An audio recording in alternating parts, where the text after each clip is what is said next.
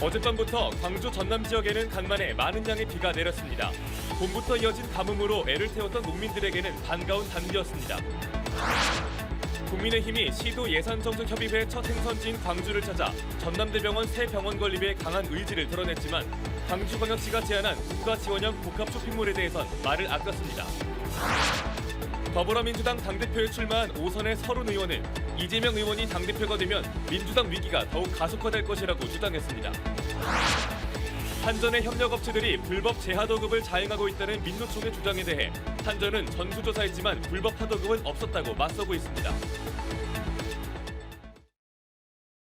여러분 안녕하십니까? KBC 8시 뉴스입니다. 어젯밤부터 광주 전남 지역에는 간만에 많은 양의 비가 내렸습니다. 봄부터 이어진 가뭄으로 애를 태웠던 농민들에게는 반가운 단비였습니다. 조윤정 기자입니다. 굵은 빗줄기가 바싹 메말랐던 논바닥을 촉촉히 적십니다. 오랜 시간 계속된 가뭄에 가슴을 졸였던 농부들은 한 걸음에 달려나와 물기를 냅니다. 흉년이 들어오면은 그나마 농민들은 고통이 심할 것으로 예상이 되었습니다. 그러나 다행히 이번 비로 인해서 금년에 가뭄도 해결되고 해서 어젯밤과 오늘 사이 광주 전남 지역에는 모처럼 만에 단비가 내렸습니다. 오늘 오후 6시까지 내린 비의 양은 고흥이 134mm로 가장 많았고 진도 127mm, 영암 120mm로 뒤를 이었습니다. 오후 들어 빗줄기가 조금씩 약해지면서 광주 전남 전 지역에 내려졌던 호우특보는 오후 2시를 기해 모두 해제됐습니다. 기상청은 이번 주 중에 비가 한두 차례 더 내릴 것으로 내다봤습니다. 21일 목요일과 24일 일요일은 정체전선 영향으로 비가 예상되오니 피해 예방과 건강관리에 유의하셔야 되겠습니다.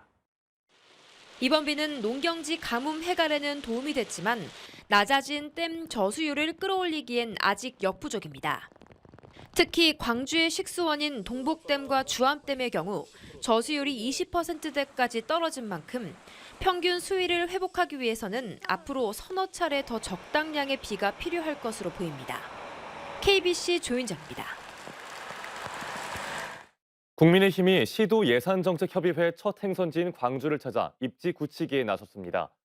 전남대병원 새 병원 건립에 강한 의지를 드러냈지만 광주광역시가 제안한 국가 지원형 복합 쇼핑몰에 대해선 말을 아꼈습니다. 정의진 기자가 보도합니다. 광주를 찾은 국민의힘 지도부는 감사 인사부터 건넸습니다.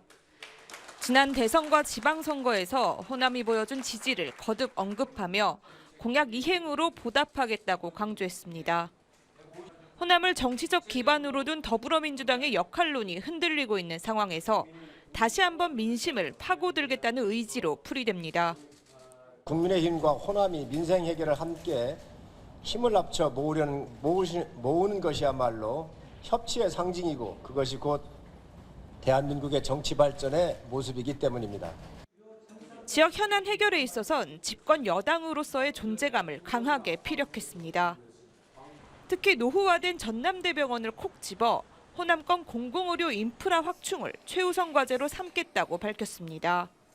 1조 1천억 정도 총 규모가 그리고 사업 기간도 한 10몇 년 되는 것으로 이렇게 제가 예산 당국에 부탁을 해서 1차적으로 예타 대상으로 집어넣었다는 말씀을 드립니다. 반면 지난 대선부터 공언해온 광주 복합 쇼핑몰 유치와 관련해선 말을 아꼈습니다.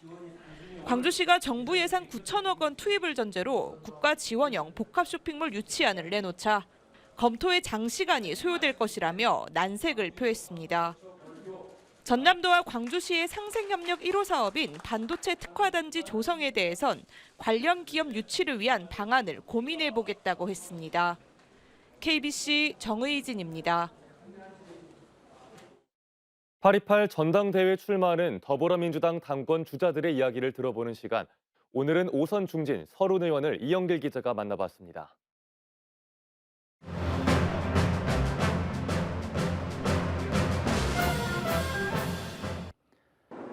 네, 더불어민주당 서른 의원 나오셨습니다. 반갑습니다. 네, 반갑습니다. 예, 이번에 당대표 출마하게 되셨는데요. 출마된 이유. 네, 지금 우리 당이 상당히 위기거든요. 대통령 선거에서 지고 지방선거에서도 지고 그런 그 연패를 했던 이 상황이기 때문에 당이 지금 어려운 상황인 건 분명합니다. 다행히 윤석열 정부가 말 그대로 헤매고 있는 상황이기 때문에 그 위기가 확실하게 안 드러나 있어서 그렇지 실제로는 굉장한 위기죠. 이재명 의원도 그런 표현을 쓰고 있습니다. 그래서 이 위기 상황을 그냥 두면은 정말 큰 위기가 온다. 그래서 위기를 어떻게 처방할 것이냐. 많은 분들이 이재명 의원이 이 당대표로 출마하게 되면 그 위기가 더 증폭이 된다. 그래서 나오지 말기를 부탁했고 저도 간곡히 얘기를 했습니다.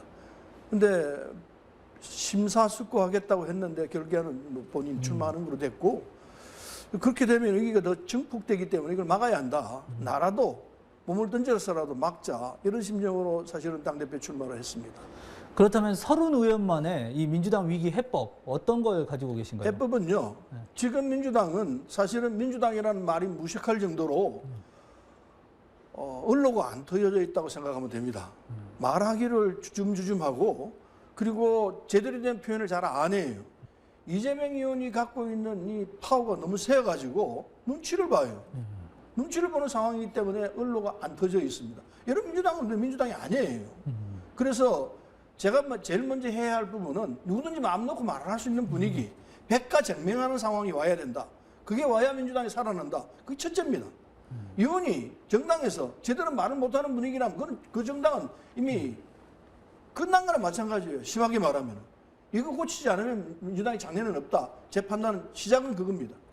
조금 전에 이재명 의원이 당대표가 되면 그 위기가 가속화될 것이다 이렇게 말씀하셨는데요. 왜 그렇다고 보신가요? 그건 이렇습니다.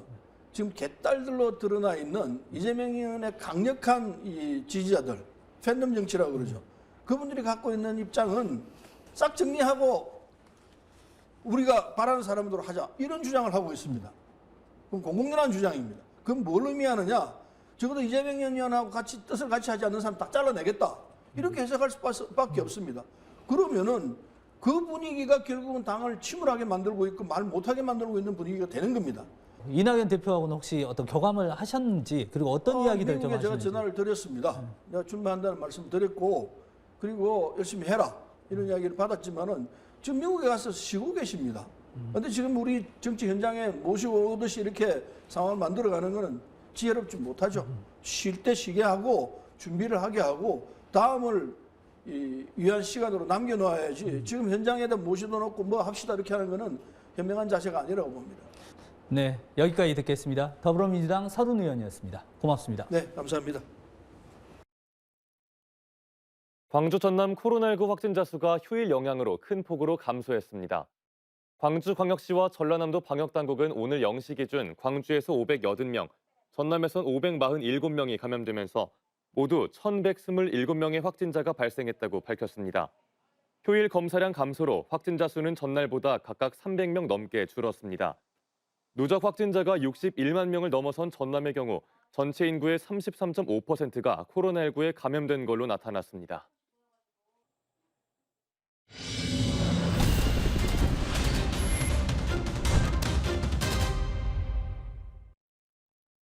민주노총 건설노조가 한국전력의 전기설비공사 협력업체들이 불법 재하도급을 자행하고 있다며 경찰에 고발장을 접수했습니다. 하지만 한전은 업체들을 전수조사한 결과 불법 하도급이 발견되지 않았다고 주장하고 있습니다. 구영슬 기자가 취재했습니다. 지난해 1월부터 담양 지역의 전신주 고압 관리를 해오고 있는 담양의 한 전기공사 업체. 민주노총 건설노조는 지난 2020년 말 약 60억 원에 달하는 2년치 계약을 따낸 고흥의 전기공사 업체 대신 실제 공사를 해오고 있다고 주장합니다. 입찰을 따낸 고흥 지역 업체가 도급액의 약 30%인 18억 원가량을 수수료 명목으로 챙긴 뒤 담양업체에 재하도급을 줬다는 겁니다. 여기는 이제 현장 사무실을 현장 책임자가 있죠. 된 후에 여기를 차리신 거네요. 그런 셈이죠. 건설노조는 해당 업체를 비롯해 광주 전남의 한전의 전기설비공사 협력 업체들의 불법 하도급 비율이 약 60%에 달한다고 주장하고 있습니다. 이에 대해 한국전력은 광주 전남의 배전 전문 회사 67곳에 대해 현장 실사한 결과 의심되는 업체는 단 한 곳도 없었다는 입장입니다. 또한 한전은 분기마다 전기 설비 회사들에 대해 전수조사를 실시한다고 밝혔습니다. 저희들이 확인할 수 있는 범위 내에서 체크를 해봤더니 도와주고 의심 사례는 없었다. 이제 그렇게 생각을 하는 거죠. 한전은 경찰 수사 결과에 따라 적극적으로 대응하겠다는 입장입니다. KBC 구영슬입니다. 여수에서 화살총 습격을 받은 파출소 경찰관들이 초동 대처를 제대로 하지 않아 거센 비판이 일었죠. 전남경찰청이 파출소 현장 대응 능력을 강화하기 위해 집중 훈련에 들어가기로 했는데요. 근본적인 문제는 따로 있다는 지적도 있습니다. 이계혁 기자가 보도합니다. 지난달 말 여수의 한 파출소를 습격한 20대. 고성능 화살 공기총을 쏘고 달아난 이 남성을 파출소 경찰들은 쫓아가지 않았습니다. 현장에 있는 분은 위험해서 옥상 가서 교류하고 파가고 그러더라고요. 전남경찰청은 한 달 동안 총기와 흉기 등의 중요 범죄 현장 대응 훈련을 집중 실시하고 이행 실태를 점검하기로 했습니다. 안전한 전남을 만들기 위해 현장 경찰관들의 교육 훈련을 강화하고 시설 개선을 적극 추진하고 있습니다. 이와 관련해 이번 문제가 훈련 부족 때문만은 아니라는 분석도 나옵니다. 지난 2020년 서울경찰청의 물리력 사용 383건을 분석한 연구를 보면 범죄자의 공격에 권총 등의 고위험 물리력을 사용한 경우는 단 한 건도 없고 경찰봉이나 신체로 제압한 경우가 74%를 차지했습니다. 과도한 물리력 행사에 따른 민사 형사소송을 의식하지 않을 수 없기 때문이라는 분석입니다. 또 강력범죄에서 중요한 초동 조치를 맡고 있지만 파출소 인력이 승진이나 각종 인센티브 등에서 차별당하고 있다는 점도 개선돼야 합니다. 현행 경찰 조직 인사 시스템에서는 외근 경찰들에게 어떤 주어질 수 있는 동기부여나 또 인사상의 어떤 기회 부분들이 약간 불공정한 부분들이 있습니다. 이런 것들이 개선된다면 훨씬 나을 것 같아요. 물리력을 행사하다 소송을 당했을 경우 미국처럼 조직 내 변호인을 통해 소송을 적극 지원할 필요가 있다는 주장도 나오고 있습니다. KBC 이계혁입니다. 양향자 의원의 탈당으로 공석이 된 광주 서구을 지역위원장이 결국 직무대행체제로 꾸려지게 됐습니다. 더불어민주당은 오늘 비상대책위원회 회의에서 광주 서구을을 사고위원회로 지정하고 정문성 전 광주 서구을 지역위 사무국장을 직무대행으로 임명했습니다. 앞서 서구을 지역위원장 공모에는 김경만 비례대표 국회의원, 양부남 전 고검장, 이남재 전 광주광역시 정무수석, 천정배 전 법무장관 등 4명이 신청해 총선 전초전 양상을 보였습니다. 선거 공보와 벽보에 허위 경력을 기재한 기초의원 당선인이 고발됐습니다. 전남선거관리위원회는 6일 지방선거에서 당선을 목적으로 선거 벽보와 선거 공보에 경력에 관한 허위 사실을 기재한 현 기초의원 A씨를 검찰에 고발했습니다. A씨는 입학한 사실이 없는데도 고교의 총동문회 부회장이라는 허위의 경력을 선거 벽보와 공보에 기재 공표한 혐의를 받고 있습니다. 경찰이 수도요금 비리 의혹과 관련해 여수시청 수도행정과를 압수수색했습니다. 전남경찰청 반부패 수사 2대는 여수시청 공무원들이 영업용 수도요금 부과 대상 업체들에게 영업용보다 낮은 가정용 요금을 적용해 특혜를 준 정황을 잡고 지난 15일 상하수도 사업단 수도행정과를 압수수색해 관련 자료를 확보했습니다. 경찰은 현재 압수한 여수시 수도행정 자료를 분석하고 담당자가 뇌물을 받고 고의로 업체 편의를 봐줬는지 여부에 대해 조사하고 있습니다. 지난해 광주 지역 15곳 상장회사들의 평균 영업이익률이 전국 꼴찌인 반면 부채 비율은 최고로 나타났습니다. 더불어민주당 이정문 국회의원이 금융감독원에서 받은 자료에 따르면 지난해 코스피와 코스닥, 코덱스에 상장된 광주 지역 15개 회사의 평균 영업이익률이 0.7%로 전국에서 가장 낮았습니다. 이는 전국 평균 매출액 영업이익률 8.4%에 비해 12분의 1에 불과한 수준이며 전국 최고인 대전 14%보다 13.3%포인트나 낮았습니다. 반면 광주 지역 상장기업 15개 회사의 부채 비율은 131.8%로 전국 최고를 기록했습니다.